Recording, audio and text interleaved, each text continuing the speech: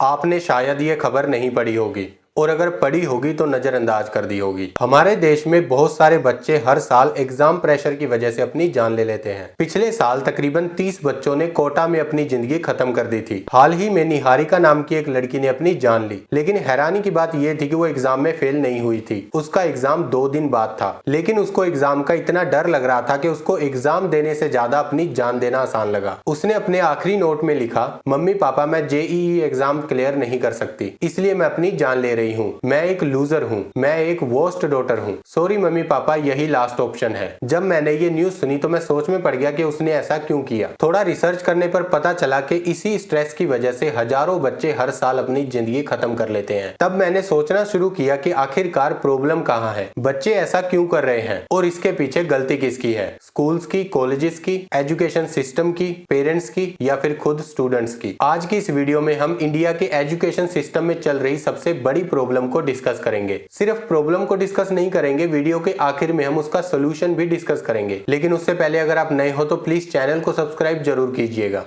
Thomas Babington Macaulay ये वो इंसान है जिसने भारत को एजुकेशन सिस्टम दिया, या मैं ये भी कह सकता हूँ जिसने भारत के एजुकेशन सिस्टम को बर्बाद किया। जब अंग्रेजों ने भारत पर कब्जा किया तो उन्हें कुछ लोग चाहिए थे मेनली क्लर्क का काम करने के लिए। तब अंग्रेजी सरकार ने देखा कि भारत में लोग तो बहुत है लेकिन कोई भी उनके काम का नहीं है। तब एक मीटिंग बुलाई गई और उसमें एक बंदे को ये काम सौंपा गया कि इंडियंस को इस हिसाब से ट्रेंड करो कि ये हमारे लिए काम कर सके, और ये काम भी सिर्फ उतना करे जितना इनको बताया जाए। खुद का दिमाग ना लगाए, मतलब उनमें लीडरशिप स्किल्स ना हो, और वो सवाल भी ज्यादा नहीं पूछने चाहिए, और वो लोग कभी भी एक साथ नहीं होने चाहिए, मतलब उनमें यूनिटी नहीं होनी चाहिए। और ये काम सौंपा गया था थॉमस बेबिंगटन मैकले को। तब वो इसको कैसे करना है ये सोच रहा था और 19th सेंचुरी में पूरे भारत में घूम रहा था और यहाँ के लोगों को समझ रहा था। तब उसने पाया कि यहाँ का एजुकेशन सिस्टम बहुत अच्छा है, यहाँ के बच्चे गुरुकुल में पढ़ते हैं और प्रैक्टिकल नॉलेज लेते हैं। तब उसने एक एजुकेशन सिस्टम बनाया जो मेनली बनाया गया था इंडिया को गुलाम रखने के लिए। लाइक अंग्रेजी सरकार की रिक्वायरमेंट क्या थी, उनको सिर्फ क्लर्क लेवल पर काम करने के लिए लोग चाहिए थे। तो एजुकेशन सिस्टम के सिलेबस में सिर्फ वही चैप्टर्स ऐड किए गए जो उन्हें चाहिए थे। दूसरी रिक्वायरमेंट थी कि वो लोग उतना ही काम करें जितना उनको बताया जाए, उनमें कोई लीडरशिप स्किल्स ना हो। तो स्कूल्स की टेक्स्ट बुक में जितना सिलेबस होता था उससे ही उनको पढ़ाया जाता था और उसी से उनके एग्जाम होते थे और उसी के बेस पे वो फेल और पास होते थे। एग्जाम्पल, भारत में कितनी ऋतुएं होती है? बहुत सारे लोग कहेंगे 4, लेकिन एक्चुअल में भारत में 6 ऋतुएं होती हैं। लेकिन हमारी टेक्स्ट बुक में 4 पढ़ाया गया है, इसलिए सबको 4 ही पता है। और टेक्स्ट बुक में 4 इसलिए ऐड किया गया था क्योंकि इंग्लैंड में 4 होती हैं, लेकिन आज भी हमें वही पढ़ाया जा रहा है। इस तरह खुद से सोचने और समझने की शक्ति को खत्म किया गया है। बहुत सारे लोग गवर्नमेंट जॉब भी इसलिए चाहते हैं क्योंकि उनका मानना है कि वो सेफ है, एक बार मिलने के बाद कोई उन्हें वहां से निकालेगा नहीं। लेकिन प्राइवेट जॉब में कभी भी निकाल दिया जा सकता है। उनमें इतना कॉन्फिडेंस भी नहीं है कि नौकरी मिलने के बाद वहां बिना डरे रह सके अपनी स्किल के दम पर। और दूसरा, बहुत सारे लोग ये सोचते हैं कि सरकारी नौकरी में काम भी कम करना पड़ता है। ये जो निकम्मापन है ना, ये हमारे एजुकेशन सिस्टम की ही देन है, जो ऐसा बनाया गया था कि इंडियंस अपना खुद का दिमाग यूज ही ना करें। इसके बाद अंग्रेजों की रिक्वायरमेंट थी कि इंडियंस एक साथ ना हो जाए, मतलब इनमें यूनिटी कभी ना हो। इसलिए एजुकेशन सिस्टम में एग्जाम ऐड किए गए। 50 बच्चे क्लास में होंगे, जो उनमें से फर्स्ट आएगा उसको सबसे ज्यादा इज्जत मिलेगी। इसकी वजह से बच्चे एक दूसरे की मदद भी नहीं करते, उनको डर होता है कि कहीं ये मुझसे आगे ना निकल जाए। तो ये एजुकेशन सिस्टम ही ऐसा है कि लोग एक साथ नहीं हो पा रहे क्योंकि वो ट्रस्ट और फेथ है ही नहीं। और हमारी ये प्रोग्रामिंग हमारे स्कूल से ही स्टार्ट हो चुकी थी। फिर से एक बात क्लियर कर दूं कि ये एजुकेशन सिस्टम बनाया गया था भारत के माइंड्स को गुलाम रखने के लिए। उनका प्लान था कि भारत में एक ऐसी जाति बनाओ जो देखने में तो इंडियन हो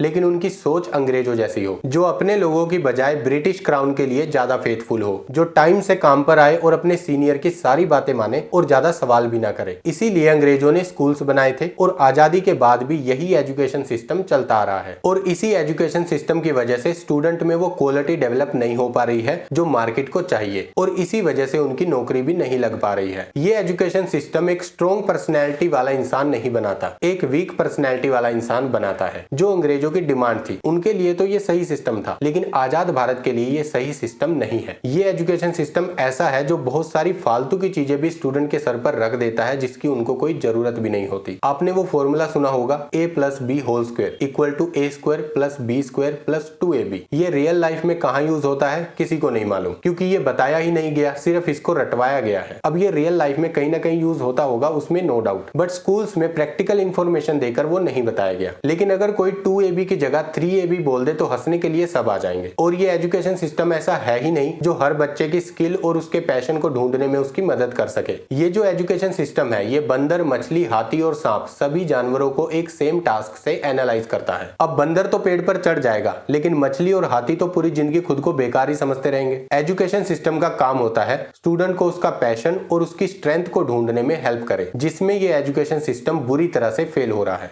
दूसरे नंबर पर आते हैं स्कूल और कॉलेजेस। हमको बचपन से ये पढ़ाया जाता है कि स्कूल और कॉलेजेस विद्या के मंदिर हैं, लेकिन आज के समय पर ये बिजनेस बन चुके हैं, जहां पर सिर्फ एक ही बात का ख्याल रखा जाता है कि ज्यादा से ज्यादा पैसा जनरेट करना है, जहां स्टूडेंट उनके लिए सिर्फ एक कस्टमर होता है जिससे वो फीस के नाम पर पैसा कमाते हैं। फॉर एग्जाम्पल, कोई भी बिजनेस कैसे काम करता है, ज्यादा से ज्यादा पैसा कमाकर और कम से कम पैसा खर्चा करके। तो यहाँ पर जो स्कूल और कॉलेजेस होते हैं वे ज्यादा से ज्यादा पैसा कैसे कमाते हैं? स्टूडेंट से फीस लेकर, और उनका खर्चा क्या होता है? टीचर्स को सैलरी देकर। लेकिन ये जो स्कूल और कॉलेजेस हैं ये स्टूडेंट से तो लाखों में फीस ले लेते हैं, लेकिन टीचर्स को सैलरी के नाम पर उतने पैसे नहीं देते। अच्छे से अच्छे टीचर की बेसिक सैलरी 20 से 25 हजार ही होती है। अब इतने कम पैसों में कोई अपने मन से तो टीचर बनेगा नहीं। इंडिया में ज्यादातर लोग टीचर वही बनते हैं जिनको कहीं और जॉब नहीं मिलती। यहाँ मैं सरकारी टीचर की बात नहीं कर रहा। अब इसका भी एक इंटरेस्टिंग पॉइंट है, सब लोगों को सरकारी टीचर तो बनना है, लेकिन किसी को भी अपने बच्चों को सरकारी स्कूल में नहीं पढ़ाना है, क्योंकि सरकारी स्कूल के हालात बहुत ही खराब है। इसी वजह से हरियाणा गवर्नमेंट ने 300 स्कूलों को बंद कर दिया, 20,000 से ज्यादा टीचर्स को निकाल दिया और 38,000 से ज्यादा टीचर्स की पोस्ट खाली पड़ी है। असम में भी 34 सरकारी स्कूलों को बंद कर दिया गया, क्योंकि वहां पर 10th क्लास के सारे बच्चे फेल हो गए थे। तो स्कूल की हालत सुधारने की बजाय स्कूल को बंद करना सरकार को आसान लगा। प्राइवेट स्कूल और कॉलेजेस ने अलग ही लेवल की लूट मचा रखी है। सरकारी स्कूल में पेरेंट अपने बच्चों को पढ़ाना नहीं चाहते और प्राइवेट स्कूल उनकी पहुंच से दूर है। स्कूल और कॉलेज एक बिजनेस है जिसको बढ़ाने के लिए वो लोग कुछ भी कर सकते हैं और कर भी रहे हैं, ये सोचे बिना कि स्टूडेंट की मेंटल हेल्थ पे क्या असर होगा। बहुत सारे कोचिंग सेंटर भी खुले हुए हैं जिनकी नेटवर्थ बिलियन डॉलर में है और उनके कस्टमर है स्टूडेंट और पेरेंट्स, जिनको ये सपना दिखाया जाता है कि आपका बच्चा सक्सेसफुल तो हो सकता है लेकिन सिर्फ यहीं पढ़कर। अब आते हैं टीचर्स पर। Teacher enter, no notice, full insulting, you mother fathers manners this. एक फेमस मूवी है कराटे किड कि स्टूडेंट खराब नहीं होते, सिर्फ टीचर खराब होते हैं। No such thing, bad student, only bad teacher.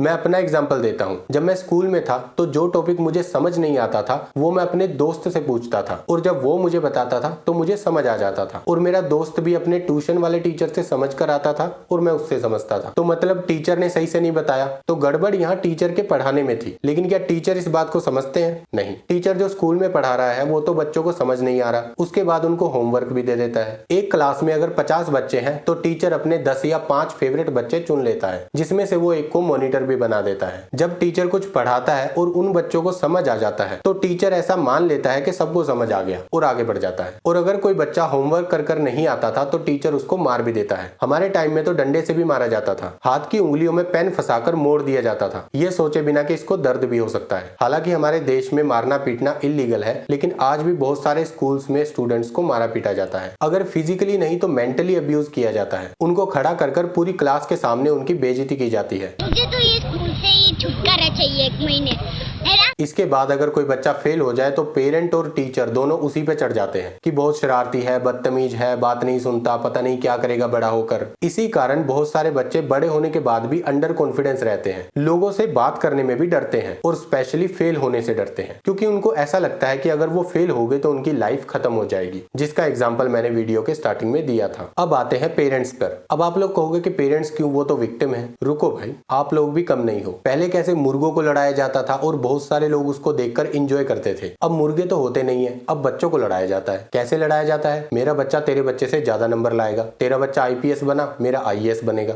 Sharma ji का बेटा IIT गया, मेरा बेटा भी जाएगा। पेरेंट्स बच्चे के पैदा होते ही उस पर अपने सपने थोप देते हैं। मैं इंजीनियर बनना चाहता था लेकिन मैं बन नहीं सका क्योंकि मेरे फादर ने मुझे सपोर्ट नहीं किया, अब मेरा बेटा इंजीनियर बनेगा। जितने भी बच्चे कोटा जाते हैं IIT की प्रेपरेशन करने के लिए, उनमें से बहुत सारे बच्चे सिर्फ अपने पेरेंट्स को खुश करने के लिए जाते हैं। बहुत सारे बच्चे एक्चुअल में वो करना भी नहीं चाहते, लेकिन उनके पेरेंट्स चाहते हैं, इसकी वजह से उनको करना पड़ता है। और ये सब होता है इमोशनल ब्लैकमेलिंग से। पेरेंट्स अपने बच्चों को इमोशनल ब्लैकमेल कर ये सारे काम करवाते हैं। अगर बच्चे मना करें तो वो नालायक और कपूत बन जाते हैं, और अगर उनके हिसाब से चलते रहो तो शाबाश बेटा। शाबाश बेटा, लेकिन अगर पेरेंट्स समझदार होते तो वो अपने बच्चों से भी एक बार पूछते कि तुम बताओ क्या करना चाहते हो। अगर तुम्हारे पास कोई ऑप्शन नहीं है तो मेरे पास एक ऑप्शन है, इसके बारे में तुम भी रिसर्च करो और मुझे बताओ कि क्या तुम ये करना चाहते हो, और अगर नहीं करना चाहते तो क्या करना चाहते हो वो मुझे बताओ। लेकिन पेरेंट देते हैं ऑर्डर, तुमको ये करना है तो बस करना है। अगर बच्चे उस बात से एग्री ना करें तो उनको पनिश किया जाता है, उनको मारा पीटा जाता है। उनका मानना यह है कि बच्चों को डंडे से ही सुधारा जा सकता है। लेकिन अगर बच्चे का चूज किया करियर ऑप्शन आपके चूज किए करियर ऑप्शन से मैच नहीं होता और उसके बाद आप उसको डांटते हो, मारते हो, तो आप एक सुधरे सुधराए बच्चे को बिगाड़ रहे हो। काफी सारी रिसर्च से ये पता चला है कि स्ट्रिक्ट पेरेंटिंग बच्चे के कॉन्फिडेंस को कम करती है और उनको दूसरों पर डिपेंडेंट बनाती है। जब पेरेंट बच्चे को ये बोलते हैं कि मेरा सपना है कि तू ये बने, और उस सपने को पूरा करने के लिए बच्चे दिन रात मेहनत करते हैं और फेल हो जाते हैं, तब होता है ये नोट। अब आते हैं स्टूडेंट पर। अब प्रॉब्लम स्टूडेंट्स में भी है। अब आप लोग कहोगे कि हम में प्रॉब्लम कैसे है, हम ही तो विक्टिम है, हमें ही तो चारों तरफ से मारा पीटा जा रहा है, हमारे साथ ही तो ज्यादती हो रही है। तो आंसर है कि होने क्यों दे रहे हो। फॉर एग्जाम्पल, जब तुमको बाइक चाहिए होती है या तुमको नया फोन चाहिए होता है, तब तुम लोग कितने जिद्दी बन जाते हो। फिर चाहे जान निकल जाए, खाना पीना सब छोड़ देते हैं, अपनी जिद को पूरा करवा कर ही मानते हैं, बाइक या फोन लेकर ही मानते हैं। सारा खानदान तुम्हारे सामने झुक जाता है। जब लव मैरिज करनी होती है और अगर तुम्हारा पूरा परिवार तुम्हारे अगेंस्ट खड़ा हो जाए तो बहुत सारे लोग तो घर से ही भाग जाते हैं। लेकिन जब उन्हीं बच्चों को करियर चुनना होता है तब पता नहीं उन्हें क्या हो जाता है। वहां पर तुम जिद क्यों नहीं करते। लेकिन तब ये लोग भोलू बन जाएंगे और बोलेंगे कि मैं क्या करूं, पापा ने जबरदस्ती भेज दिया इंजीनियरिंग करने के लिए। देखो, आपके पापा ने जैसा दुनिया को देखा उन्होंने वैसा आपको बनाना चाहा। उन्होंने देखा डॉक्टर बहुत पैसा कमाते हैं तो बेटे को बोला डॉक्टर बन जा। उन्होंने देखा इंजीनियर बहुत पैसा कमाते हैं तो बेटे को बोला इंजीनियर बन जा। लेकिन यहाँ आपको पता है कि आपकी क्षमता क्या है, आप क्या करना चाहते हो और आप क्या कर सकते हो। तो अपने फादर से जाकर बात करो और जिद करना पड़े तो जिद भी करो। लेकिन अपने फादर को बोलने से पहले ही बहुत सारे बच्चे ये बोलेंगे,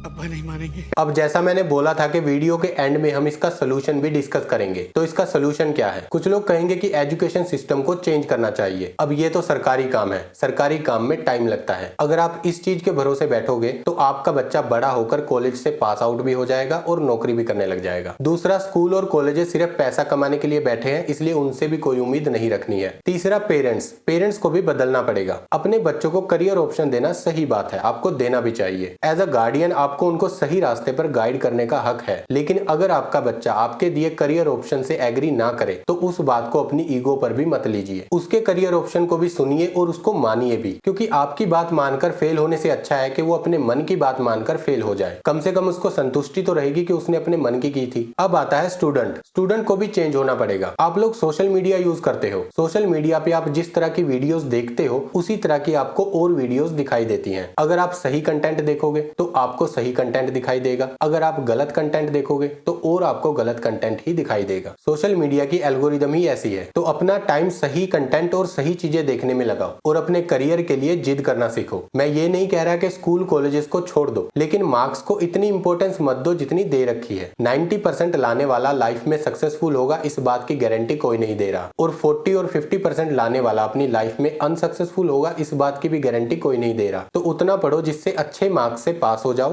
प्रैक्टिकल नॉलेज पर ज्यादा फोकस करो, क्योंकि अगर तुमको काम आता होगा तो लोग जितना मांगोगे उतना पैसा देंगे। लेकिन अगर तुमको काम नहीं आता होगा तो फिर चाहे तुम कॉलेज के टॉपर हो, तुमको नौकरी नहीं मिलेगी। So keep learning. Thank you. अगर आपको वीडियो अच्छी लगी तो वीडियो को लाइक कर दीजिए, शेयर कर दीजिए अपने फ्रेंड्स और फैमिली में, और इस तरह की वीडियोस देखने के लिए प्लीज चैनल को सब्सक्राइब कर लीजिए। मिलते हैं एक नए टॉपिक के साथ। Take care.